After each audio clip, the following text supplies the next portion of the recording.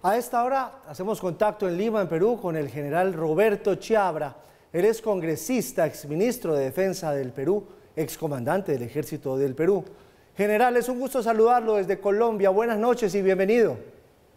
¿Cómo está usted? Buenas noches, aunque no son buenos días, pero de todas maneras estamos mejor que ayer. General, ayúdenos a entender un poquitico la génesis del problema que generó el presidente Castillo allá en el Perú. Para que el colombiano pueda entenderlo, ¿por qué terminó yéndose el presidente Castillo? Empecemos porque creo que todos nuestros países, cuando un gobierno inicia su gestión, empieza con sus mejores cuadros. Especialmente el Perú, que al igual que otros países hemos estado detenidos 2 años por la pandemia del COVID, hemos tenido 200.000 muertos. Y el presidente empieza con un gabinete que no tenía experiencia en gestión, que no conocía el sector. Fíjese usted que un poco más de un año se tiene 5 gabinetes y 81 ministros. Eso ya hace ver la incompetencia del presidente para escoger buena calidad de ministros, y a eso se suma la corrupción, pero una corrupción no lejana a él, una corrupción que abarca a su familia, a los ministros, a sus secretarios generales. Que resulta que se presenta una moción de vacancia que, como bien ha señalado usted, se presentaba hoy día en la tarde, a las 3 de la tarde, donde el presidente tenía que ir a defenderse. Pero el día de ayer hay 2 personajes que lo hicieron cambiar de opinión y lo han hecho apresurarse, porque es el jefe de la Inteligencia Nacional y el jefe de asesores del Ministerio de Vivienda, donde está el centro de la corrupción llegada a él, que declaran en varios medios de comunicación porque se han acogido a la confesión sincera en la Fiscalía de la Nación.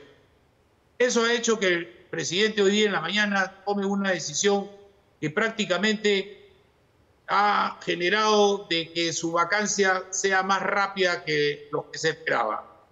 Presidente, sin el concurso de sus ministros, porque ni siquiera lo tocó en el gabinete de ministros, por eso es que los ministros, así como los más cercanos a él, renunciaron. Claro. Nunca tuvo el apoyo de las Fuerzas Armadas, y eso es algo que nosotros los peruanos tenemos que reconocer, la madurez de las Fuerzas Armadas y la Policía Nacional.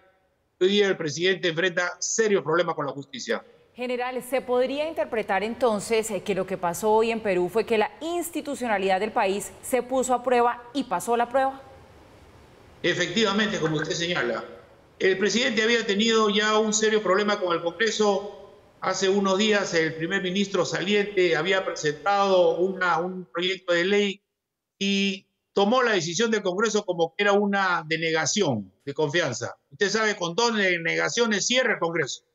Y puso contra la pared a los congresistas, en particular a los oficialistas, que no pensaron que el presidente iba a ser leal con la democracia, lo señalé yo. Y hoy día el presidente ha jugado a ser un dictador.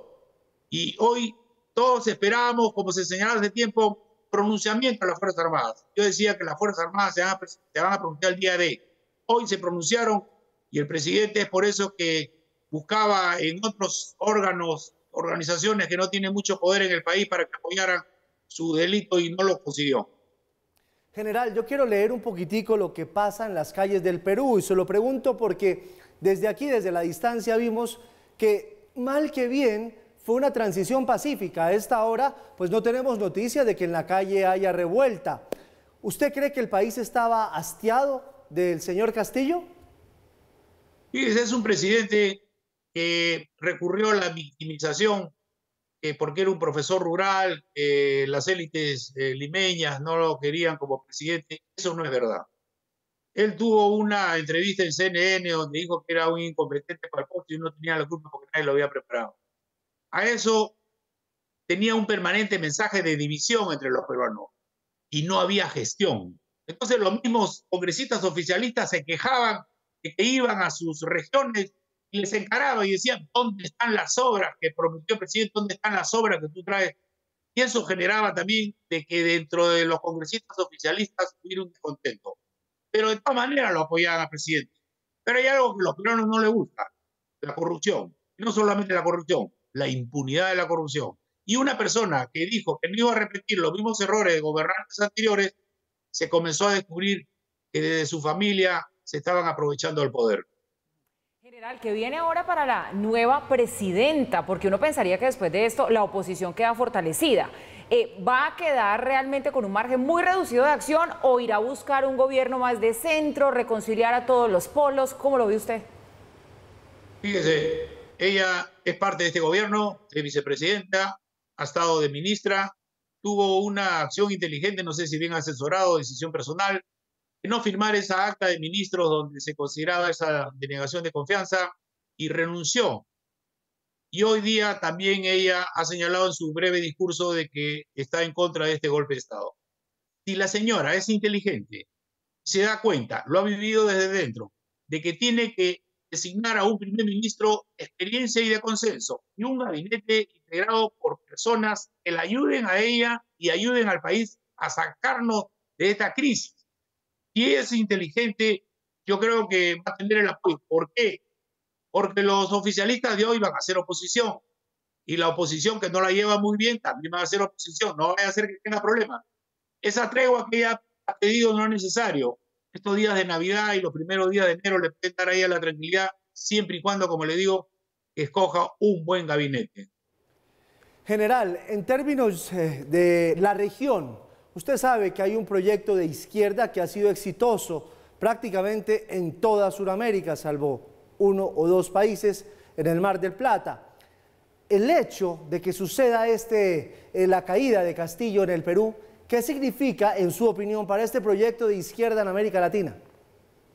El fracaso de la izquierda.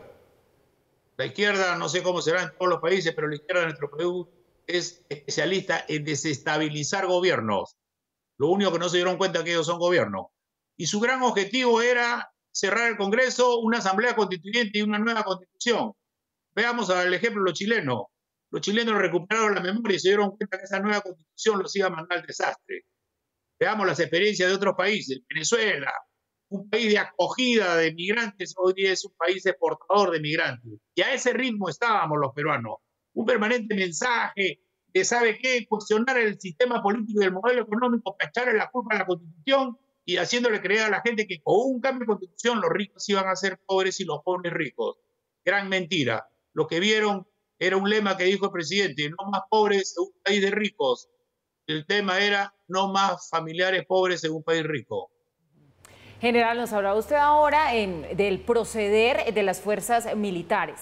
¿Qué opinión le merece el proceder y la reacción y la manera de actuar del Congreso? Porque digamos que con lo ocurrido hoy, ellos están allí como en el centro del debate, tienen toda la lupa puesta, porque digamos que esto revela un poco cuál es la importancia de un Congreso dentro de una democracia. En todos nuestros países de la región en particular, las Fuerzas Armadas siempre son el fil de la balanza. Las Fuerzas Armadas de nuestro país ya pagaron lo que se llama derecho de piso, porque las Fuerzas Armadas estábamos convencidas, y yo lo he dicho y me siento muy orgulloso del alto mando y gente. Ellos señalaron de diferentes maneras, en diferentes foros y en diferentes reuniones, que ellos iban a apoyar la constitucionalidad y no iban a apoyar a ningún poder, ni el legislativo ni el ejecutivo, que se saliera de la Constitución. El presidente sabía eso. El presidente sabía que no podía contar con las Fuerzas Armadas, y por eso que convocaba a grupos radicales para que hicieran, digamos, las manifestaciones violentas.